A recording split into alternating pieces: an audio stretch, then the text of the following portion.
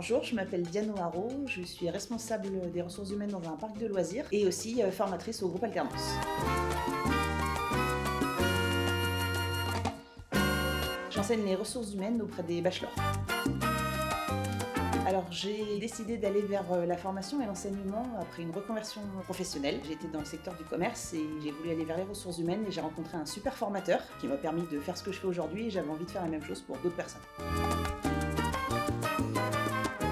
Je m'adapte en fonction du groupe. Cette année, j'avais pas que des bachelors, j'avais aussi d'autres groupes d'étudiants. Et je m'adapte en fait en fonction déjà de leurs attentes, des attentes du diplôme, et aussi en fonction des personnalités de chacun, par rapport à ceux qui ont besoin d'être un peu plus boostés, ceux qui sont très autonomes, qui apprennent beaucoup de choses en entreprise. Donc je m'adapte en fait en fonction du profil.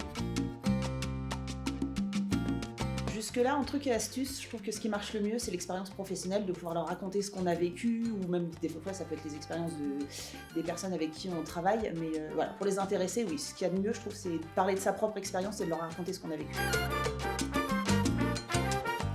Un bon professionnel RH, encore une fois, la rigueur dans la façon de travailler. On travaille avec des bases de droit, il faut savoir ses sources pour être sûr d'où elles viennent, donc il faut beaucoup de rigueur. Pareil quand on parle de gestion de la paye, de l'empathie, de l'écoute, de la créativité un petit peu aussi, pour sortir de situations des fois qui sont un peu compliquées.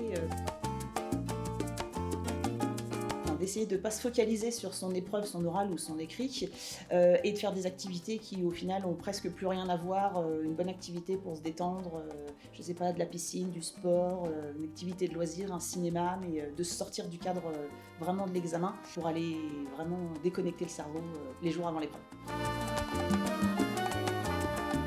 Déjà de bien connaître votre entreprise, l'entreprise dans laquelle vous candidatez, c'est très important. On ne va pas seulement aller chercher quelqu'un qui répond bien aux questions, c'est pas ça qu'on attend quand on recrute quelqu'un.